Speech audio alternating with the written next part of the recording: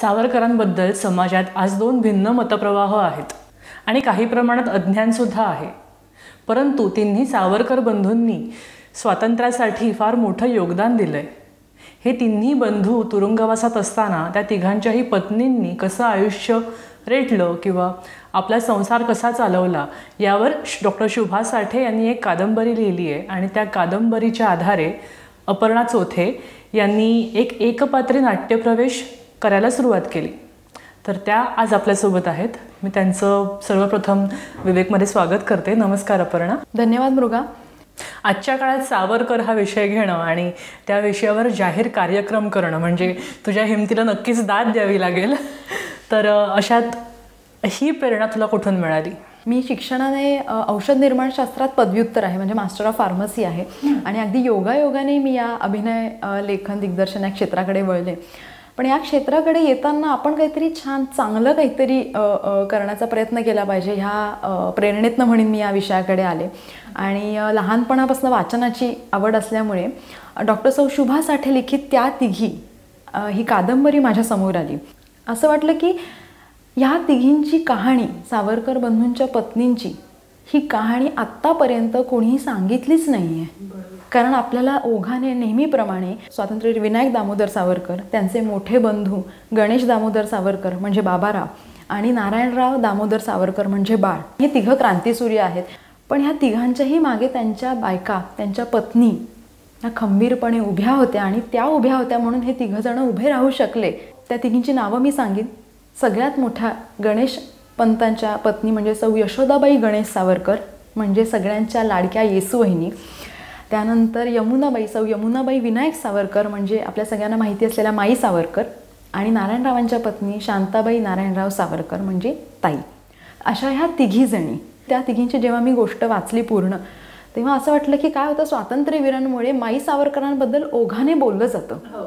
पण येसूवहिनी ज्या गणेशरावांच्या पत्नी आहेत आणि शांताबाई ज्या नारायणरावांच्या पत्नी आहेत, ह्या दोघींचंही योगदान, रादर ह्या तिघींचंही योगदान इतकं सारखं आहे की एकीबद्दल बोलणं म्हणजे दुसऱ्या दोघींवर अन्याय केल्यासारखं आहे. आणि हे 6 जण एक कुटुंब म्हणून क्रांतिकार्यामध्ये त्यांचं योगदान आहे. आणि एकालाही बाजूला काढलं तर 5 जणांची गोष्ट पूर्ण होऊ शकत नाही, इतके ते 6 जण एकमेकांना धरून आहेत. त्या तिघी एकमेकांना धरून आहेत.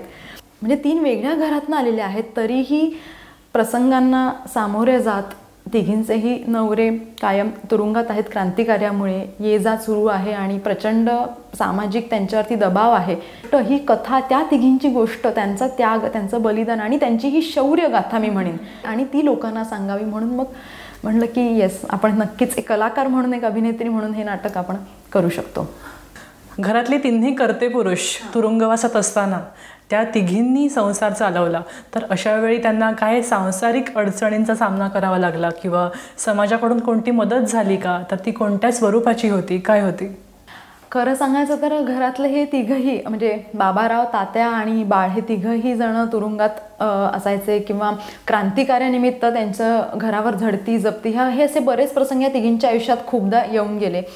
बाबारावांना जेव्हा जन्मठेप झाली होती तेव्हा जप्ती आली होती घरावरती आणि अगदी नेसत्या वस्त्रांशी येसूवहिनी आणि माईंना घराबाहेर काढलं होतं. तर खरं सांगायचं तर रूढ अर्थाने या तिघींनी कधी संसार केला नाही. आणि हे तिघंजणं क्रांतिकार्यात असल्यामुळे अगदी अशी वेळ आली होती की दोघंही, बाबाराव आणि तात्या अंदमानात असताना त्यांचं नाव घेणं हे निषिद्ध होतं. त्या काळामध्ये समाजाने शिवाय यांनाही वाळीत टाकलं होतं. पण अभिनव भारत जी संस्था होती, हे जे काही अभिनव भारतचे सदस्य होते, हे कायम येसूवहिनींच्या अवतीभोवती असायचे. त्यांना मदत होईल या पद्धतीने ते कायम बघायचे. कारण जेव्हा क्रांतिकार्याचा जो काही नाशिकमधला जो काही बहर होता, अभिनव भारत संघटनेचा नुकतीच स्थापना केली होती, तेव्हा तर येसूवहिनींनी आणि बाबारावांनी या सगळ्या क्रांतिकार्यांचं खूप केलं होतं. म्हणजे ती सगळ्यांचीच लाडकी येसूवहिनी होती. म्हणजे एक वेळ तर अशी होती की बाबारावांच्या घराला धर्मशाळा म्हणायचे लोक. इतके त्यांच्या घरामध्ये क्रांतिकारकांची उठबस, खानावळी, म्हणजे हेही लोकांना माहिती होते की येसूवहिनींच्या हातचं जेवायचं आहे आणि तिथे आपल्याला बैठकींना जायचं आहे. ह्या आनंदातच लोक तिथे यायचे. त्यामुळे या कठीण काळामध्ये ह्या अभिनव भारतच्या कार्यकर्त्यांनीही त्यांना साथ दिलेली आहे. बाबारावांना जेव्हा जन्मठेप झाली होती तेव्हा घरावर जप्ती आली होती, तेव्हा येसूवहिनी आणि माईंना नेसत्या वस्त्रांनिशी बाहेर काढलं होतं, घराला सील ठोकलं होतं. त्यांचा सगळा संसार जप्त झाला होता. तेव्हा भाऊराव चिपळूणकर जे तात्यांचे सासरे होते, माईंचे वडील, तर ते आले होते आणि ते म्हणाले की दोघींनाही तुम्ही माझ्या घरी चला, कारण माईंना तसं सधन माहेर होतं. पण तेव्हा येसूवहिनींना ते पटलं नाही स्वाभिमानाने आणि त्या म्हणाले की नाही, माईंना तुम्ही घेऊन जा. पण त्यांचा स्वाभिमान जो होता त्यामुळे त्या गेल्या नाहीत. त्या म्हणाल्या की माई तू जा, तुझ्या वडिलांचं घर आहे. पण त्या स्वतः मात्र एकट्या राहिल्या. आणि अगदी ज्या दिवशी जप्ती घडली त्या दिवशीचा तर असा प्रसंग आहे की रामभाऊ दातारांचा जो नाशकातला वाडा होता, तिथे वाड्यात त्या जिन्यापाशी उभ्या होत्या खूप वेळ उभ्या होत्या. कोणाचं लक्ष गेलं नाही. 3 सांज झाली, अंधार पडला, कोणालाच दिसलं नाहीत. आणि रामभाऊ दातार कुठून तरी जाऊन आले, तेव्हा त्यांना त्या जिन्यामागे काहीतरी थोडीशी हालचाल दिसली म्हणून बघितलं. तर तेव्हा त्यांच्या लक्षात आलं की येसूवहिनी तिथे उभ्या आहेत. आणि ते म्हणले वहिनी अगं असं काय, सांगायचंच तरी. मग येसूवहिनीची सोय त्यांनी त्यांच्याच वाड्यातल्या एका छोट्या खोलीमध्ये केली. तिथेही त्या त्यांच्या घरात जाऊन नाही राहिलेल्या, कारण रामभाऊ दातारांची बायको तेव्हा नुकतीच बाळंत पण झाली होती. तेव्हा येसूवहिनी म्हणाले की नाही, तेव्हा नाशकात त्यांना रामभाऊ दातारांच्या वाड्यात एका छोट्या खोलीमध्ये त्या राहत होत्या. पतिविरह आणि पुत्रविरह हे दोन्हीही त्या तिघींना भोगावे लागले. तर तत्कालीन कोणत्याही स्त्रीला या दोन्ही गोष्टींचा फार मानसिक आधार असतो, पतीचा आणि पुत्रांचा. तर अशा वेळी ते तिघंही बाहेर असताना, तुरुंगवासात असताना त्यांनी कोणत्या धैर्याने समाजाला सामोऱ्या गेल्या त्या, किंवा त्यांचे कोणत्या प्रकारचे संबंध होते समाजाशी, एकमेकींशी त्यांचे काय संबंध होते, याबद्दल एक अभ्यासक म्हणून तू काय सांगशील? खरं सांगायचं तर आपण म्हणतो की तू हे विचारलंस ते अगदी छान आहे की कुठल्याही स्त्रीचं आयुष्य, त्या कोणीही असो, घरातल्या कुठल्याही घरातल्या असो, तरी पण स्त्रीचं आयुष्य हे नवरा, तिची मुलं किंवा त्याभोवती तिचं संसाराचं जे काही स्वप्न असतं तेथे फिरत असतात. येसूवहिनींबद्दल सांगीन तर त्यांना 2 मुली झाल्या, पण त्या अगदीच 10-10 दिवसांच्या होऊन गेल्या आहेत. माईंचा सुद्धा प्रभाकर अगदी 5 वर्षाचा होऊन देवीमुळे गेला. आणि शांताबाईंची ही सगळ्यात मोठी मुलगी उषा, तीही काही 5-6 महिन्याची होऊन गेली. आणि या तिघींचेही पती आहेत ते कायम तुरुंगात किंवा क्रांतिकार्यामुळे नेहमीच घराबाहेर आहेत. तर तिघींनाही पतिविरह आणि अपत्यविरह ह्या तिघींच्याही नशिबात आला आहे. जेव्हा उषाच्या वेळेला शांताबाईंना दिवस गेले होते तेव्हा येसूवहिनींनी अगदी त्यांचं डोहाळे जेवण काय म्हणतो ऐपत नसताना सुद्धा अगदी गोडाधोडाचं करून त्यांचे लाड केलेले, कोड कौतुक पुरवलेलं आहे त्यांचं. जेव्हा त्यांचं बाळंतपण झालं तेव्हा त्या काही तिथे दिवस राहिल्या आहेत आणि अगदी आईच्या मायेने शांताबाईंचं सगळं केलं आहे. तर येसूवहिनींची इच्छा की त्यांचं बाळंतपण इथे व्हावं म्हणून शांताबाई इथे राहिल्या. माहेरी जाऊ शकल्या असत्या त्या. आपण जसं म्हणतो की बाळंतपण माहेरी असतं पहिलं, त्या काळात तर फारच तेव्हा प्रथा होती, पण येसूवहिनींची इच्छा म्हणून ते इथे राहिल्या. प्रभाकरच्या वेळेला सुद्धा तसंच. तर मला असं वाटतं की ह्या तिघी जणींनी एकमेकींना खूप समजून घेतलं आहे, कारण त्या सगळ्या तिघी अगदी काय म्हणतो समदुःखी आहेत किंवा अगदीच लेकीच्या मायेनी, म्हणजे अगदी माईंचं सुद्धा जेव्हा प्रभाकरच्या वेळेला दिवस गेले तेव्हा येसूवहिनींनी सुद्धा त्यांचा आधी त्यांचा फलशोभन सोहळा आणि नंतर जेव्हा माईंना दिवस गेले त्याच्यानंतर त्यांचे कोड कौतुक, डोहाळे जेवण हे सगळं करणं. मला असं वाटतं की इथे येसूवहिनी पण मोठ्या आहेत की तिच्या आनंदात, माझ्या तर 2 मुली गेल्या पण ती आई होतीये ना, हा आनंद हे आपलं शाश्वत आहे. ही आपली संस्कृती आहे की दुसऱ्याच्या आनंदात आनंद बघा. पण आता तात्या लंडनला गेले, 4 वर्ष आपल्याला आपला नवरा दिसणार नाहीये. तेव्हा येसूवहिनी त्यांना म्हणतात की माई, भाऊजींचा जन्मच अलौकिक राष्ट्रकार्यासाठी, तू काळजी नको करूस, मी आहे ना तुझ्याजवळ. ही जी काही साथ आहे अगदी बहिणींसारखी एकमेकींना धरून ठेवण्याची, मला असं वाटतं हे त्या तिघींचंही वेगळेपण आहे. त्यामुळे समाजाने त्यांना कितीही डिवचलं तरी सुद्धा त्या एकमेकींना घट्ट धरून असल्यामुळे त्या तग धरू शकल्या आणि आज त्यांनी त्यांच्या कर्तृत्वाने त्या खूप वादातीत मोठ्या आहेत. सावरकरांच्या कुटुंबाने देशासाठी आपल्या सर्वस्वाची होळी केली, तरी पण देशामध्ये किंवा जे महाराष्ट्रातही त्यांच्याबद्दल इतकी अनास्था किंवा अज्ञान का आहे, तुला काय वाटतं?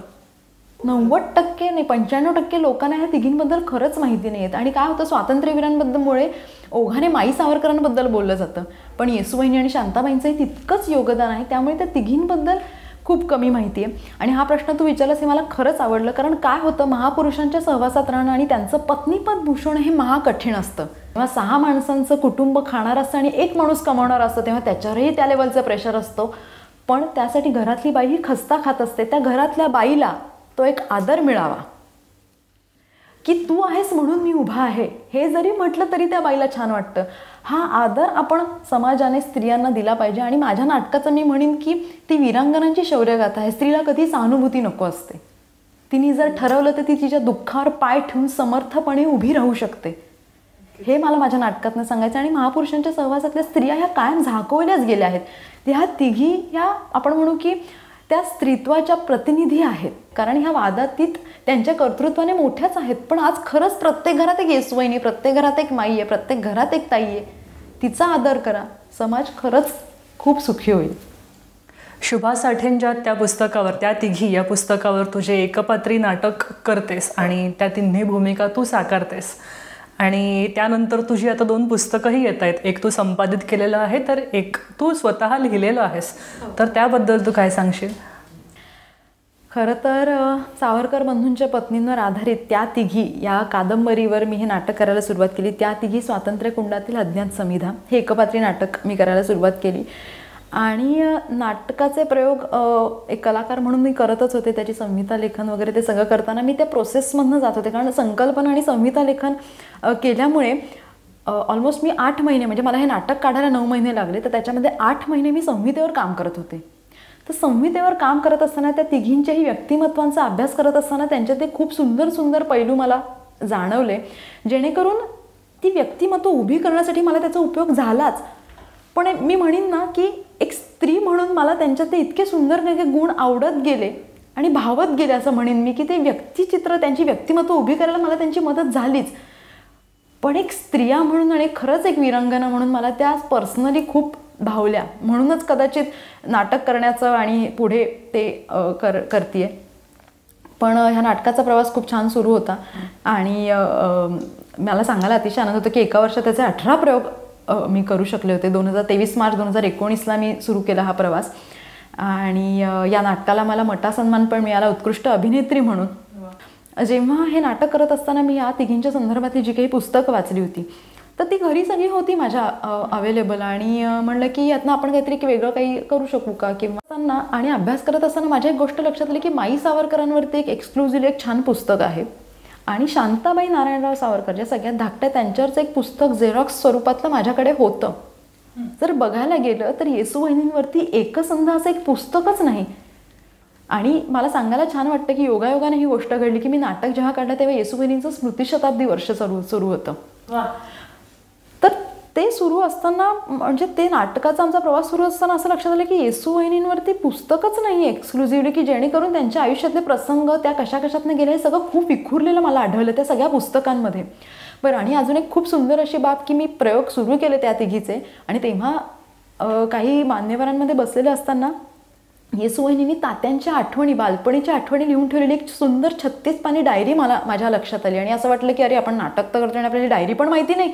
तेव्हा मला खूप वैषम्य वाटलं स्वतःबद्दलच की बापरे, ही डायरी आपल्यालाच माहिती नाही तर लोकांना कशी माहिती असेल. बरं, आणि येसुवहिनींनी ती डायरी जेव्हा तात्या अंदमानात होते, त्यांचा फोटो ठेवणं सुद्धा निषिद्ध होतं, तेव्हाच्या काळात त्यांनी लिहून काढलेली. बरं, येसुवहिनीचं जेव्हा लग्न झालं तेव्हा त्यांना लिहिता वाचता येत नव्हतं. त्यांना तात्यांनी लिहायला वाचायला शिकवलं. आणि जेव्हा तात्या अंदमानात होते तेव्हा त्यांनी त्यांच्या आठवणी लिहून ठेवल्या. म्हणजे किती त्याची एक अशी छान गुंफण वाटते. मग ते तू धैर्याची अससी मूर्ती हे नाव ठेवण्याच्या मागे सुद्धा एक गोष्ट अशी आहे की जेव्हा येसुवहिनींवरती जप्ती आली होती किंवा त्या अगदीच एकट्या पडल्या होत्या, तेव्हा त्यांनी एक तात्यांना लंडनला असताना एक पत्र लिहिलं होतं की इथे पूर्ण तुम्ही दोघं लंडनला आहात, तुम्ही बाबारावांना जन्मठेप झाली, बाळभाऊजींना अटक झाली आणि आम्ही खूप एकटे पडलो, आम्ही खूप खचून गेलो. तेव्हा तात्यांनी त्यांना एक सांत्वन पत्र लिहिलं होतं, ज्याच्यात लिहिलं होतं की तू धैर्याची अससी मूर्ती, माझे वहिनी माझे स्फूर्ती. तर ही धैर्याची मूर्ती आहे. हिने जे काही पूर्ण आयुष्यभर सोसलेलं आहे किंवा ज्या पद्धतीने ती त्याच्यातनं गेली आहे, तर ही धैर्यवान आहे. म्हणून ते नाव सुद्धा त्याला दिलेलं वाटतं. आणि मला असं वाटतं की ते येसुवहिनींचं वर्णन करण्यासाठी अतिशय समर्पक वाटलं मला, म्हणून मी ते त्याला नाव दिलं की तू धैर्याची अससी मूर्ती. असं ते पहिलं पुस्तक. आणि हे साधार चरित्र लिहिलं आहे. म्हणजे कुठेही त्याचा फॉर्मॅट आपण म्हणतो की कादंबरी किंवा फिक्शन वाटता कामा नये की ते काल्पनिक काहीतरी लिहिलं असं नाही, तर पूर्ण साधार, अगदी त्यातले पूर्ण रेफरन्सेस सगळं देऊन ते पुस्तक लिहिलं आहे. तसंच ते साधार चरित्र तू धैर्याची अससी मूर्ती असं ते आलं. काही सावरकर निष्ठ किंवा ज्या लोकांना ह्या विषयाचा अभ्यास करायचा होता ते मला विचारायचे की तुझ्याकडे हरिदिनी पुस्तक आहे का, जे शांताबाई नारायणराव सावरकरांवरचं 1985 साली काही मोजक्या प्रतिनिशी प्रकाशित झालं होतं. तर माझ्याकडे स्वतःकडे सुद्धा अभ्यास करत असूनही त्याची झेरॉक्स प्रत होती, कारण त्याची ओरिजिनल प्रत फार कमी लोकांकडे आहे किंवा आता कदाचित अगदी 4-5च प्रती असतील. मला असं वाटलं की काय ह्यांचं हे आपण पुनर्प्रकाशित करू नये नवीन फॉर्मॅटमध्ये, किंवा एक तरुणांना अपील होईल, तरुण त्या पुस्तकाकडे आकर्षिले जातील. आणि येसुवहिनींचं आहे, माईंचं आहे, तर मग शांताबाईंचे पुस्तक आपण एक नवीन स्वरूपात आणूयात. बरं, मग पुनर्प्रकाशित करतोय तर मग आपण त्याच्यात काय व्हॅल्यू ॲडिशन करतोय? तर मग ते करताना त्याच्यामध्ये शांताबाई आणि नारायणरावांशी संलग्न असलेले काही जुन्या काळात ते दुर्मिळ छायाचित्र मी त्याच्यात टाकली आहेत. आणि त्यांच्या घरातल्या ज्या आत्ता हयात असलेल्या स्त्री सदस्य आहेत, म्हणजे शांताबाईंच्या सूनबाई विक्रम सरांच्या पत्नी स्वामिनीताई विक्रम सावरकर, आणि त्यांच्या 3 नाती विनताताई जोशी, त्यानंतर उत्तराताई सहस्त्रबुद्धे आणि चित्रा मसलेकर, ह्या 3 नाती. तर कसं असतं, ज्या स्त्रीने राष्ट्राचा संसार केला, तिने घरामध्ये असताना नाही म्हटलं तरी आजीचं आणि नातीचं किंवा आजीचं आणि सासू सुनेचं जे काही नातं असतं ते घरातच असतं, ते किचनमध्ये असतं, किंवा आपण म्हणू आजीचं नातीचं भातुकलीचं एक वेगळं नातं असतं. ज्या स्त्रीने राष्ट्राचा संसार केला, तिने घरी राहून गृहिणी म्हणून यांचे काय अनुभव आहेत आपल्या आजीविषयी किंवा सासूविषयीचे. तर म्हणून मग मी त्यांचे सगळ्यांचे इंटरव्ह्यू घेतले, मुलाखती घेतल्या, आणि त्याचं शब्दांकन करून ते सगळे त्याच्यामध्ये त्यांच्या आठवणी आजीविषयीच्या आणि सासूविषयीच्या. आणि नारायणरावांवरचा एक छोटासा आपण म्हणूया की एक छोटा निबंध म्हणून शोधनिबंध सारखा असं त्याच्यामध्ये टाकलं, आणि म्हणलं की हे परत एकदा संपादित करून आपण नव्या स्वरूपात आणत. आणि कमलताई काळे ज्या ह्याच्या मूळच्या लेखिका आहेत, त्यांनी ते पुस्तक अतिशय सुंदर पद्धतीने लिहिलं आहे. त्यामुळे त्याला हात न लावता त्यांच्या शैलीला, कारण तो त्यांचा मान आहे, त्यांना लेखिका ठेवून पुढे ह्या सगळ्या गोष्टी मी एक संपादिका म्हणून त्याच्यामध्ये टाकल्या आहेत. आणि आता तू धैर्याची असं मूर्तीची 2य आवृत्ती आणि हरिदिनीची संपादित आवृत्ती आता येते. गेल्या 8-10 वर्षांमध्ये चित्र थोडं पालटलंय आणि तरुणांना आता कुठे सावरकरांबद्दल जाणून घ्यावं असं वाटतंय. तर मग त्या दृष्टीने काय प्रयत्न करता येतील, किंवा तू तुझ्या परीने काय प्रयत्न करतेस, काय आपण करू शकतो, तुला काय वाटतं? जे काही आम्हाला सांगायचं आहे या नाटकातनं, किंवा एक नाटक म्हणून कलाकृती म्हणून सुद्धा आम्ही त्यांना अनुभूती देण्याचा प्रयत्न करतोय, तर यातनं तरुणांपर्यंत पोहोचण्याचा नक्कीच प्रयत्न राहील. आणि या दोन्ही पुस्तकांच्या माध्यमातून सुद्धा आता आपण म्हणतो की खरं तर वाचन संस्कृती हळूहळू लोप होत चालली, पण त्या काळातही 2 पुस्तकं लिहिण्याचं मला विचारतात काही लोक की लोक वाचतच नाहीत, मग तू कशाला लिहिलंस वगैरे. पण कधीतरी कुणीतरी एक आशा ठेवून हे काहीतरी पुढे चालवत राहिलं पाहिजे, कारण मोठमोठ्या दिग्गज साहित्यिकांनी एवढं काय काय लिहून ठेवलंय. तर आपण तर आताशी कुठेतरी काहीतरी एक पोहोचवण्याचा प्रयत्न करतोय. तर लेखन ही नक्कीच मला वाटतं आजही खूप ताकदवान माध्यम आहे. आतापर्यंत मला खरं सांगायला आनंद होतो की त्या तिघी या नाटकाचे 24 प्रयोग झाले आहेत, आणि आता ह्याचा रौप्य महोत्सवी प्रयोग आहे जो रवींद्रनाट्य मिनी थिएटरमध्ये शनिवारी 9 एप्रिलला सायंकाळी 4:30 वाजता आहे. आणि 4:30 ते 6 याचा दीर्घांक आहे, हा विनामध्यंतर एकपात्री दीर्घांक आहे 1.5 तासाचा. आणि त्यानंतर त्याला जोडून या दोन्ही पुस्तकांचं म्हणजे तू धैर्याची अससी मूर्ती याच्या 2य आवृत्तीचं आणि हरिदिनीच्या संपादित आवृत्तीचं प्रकाशनसुद्धा आहे. आणि मला खरंच सांगायला खूप छान वाटतंय की याला मान्यवर म्हणून आम्हाला ज्येष्ठ संगीतकार कौशली आमदारजी लाभले आहेत, आणि आपले सगळ्यांचे शरद पोंक्षे ते सुद्धा ज्येष्ठ अभिनेते, ते सुद्धा व्हिडिओ कॉन्फरन्सिंगच्या माध्यमातून आपल्या सगळ्यांशी संवाद साधणार आहेत. तर मला असं वाटतं की सगळ्यांनी या कार्यक्रमाला यावं आणि 25व्या प्रयोगातनं आणि ह्या पुस्तकांच्या माध्यमातून हा प्रवास मी आता पुन्हा एकदा कोरोनाच्या ह्या सगळ्या ह्याच्यातनं आम्ही परत एकदा जोमाने सुरुवात करू इच्छितो आहोत. आणि मुंबईतलं तसं बघायला गेलं तर हा पहिला प्रयोग आहे, कारण याच्या आधीचे माझे 24 प्रयोग पुणे, ठाणे, पनवेल, बेळगाव, यवतमाळ, नाशिक अशा खूप ठिकाणी झालेत. पण मुंबईतला अगदी बघायला गेलं तर हा तसा बघायला गेलं तर पहिला प्रयोग आहे. त्याच्यामुळे त्याला एक वेगळी छान काय कलाकार म्हणून एक त्याला एक वेगळं महत्त्वसुद्धा आहे आमच्या सगळ्यांच्या दृष्टीने. तर तरुणांनी याला जास्तीत जास्त प्रतिसाद द्यावा असं मी नक्कीच आवाहन करीन. आज मला इथे साप्ताहिक विवेकनी माझे विचार मांडायला बोलवलं, आणि माझं जे नाटक आहे सावरकर बंधूंच्या पत्नींवर आधारित त्या तिघी स्वातंत्र्य कुंडातील अज्ञात समिधा हे माझं एकपात्री नाटक आहे. आणि सुवहिनींवरचं तू धैर्याची अससी मूर्ती आणि शांताबाई सावरकरांवरचं हरिदिनी हे पुस्तक जे मृत्युंजय प्रकाशनमधनं ही दोन्ही पुस्तकं प्रकाशित होत आहेत. तर त्याबद्दल मतं व्यक्त करायला आणि हा विषय इथे मांडायला मला साप्ताहिक विवेकने बोलवलं, त्याबद्दल सगळ्यांचे मनापासून आभार. आजची ही मुलाखत कशी वाटली हे आम्हाला सांगायला विसरू नका. त्यासाठी साप्ताहिक विवेकचे फेसबुक पेज लाईक करा आणि यूट्यूब चॅनलला सबस्क्राईब करा. धन्यवाद.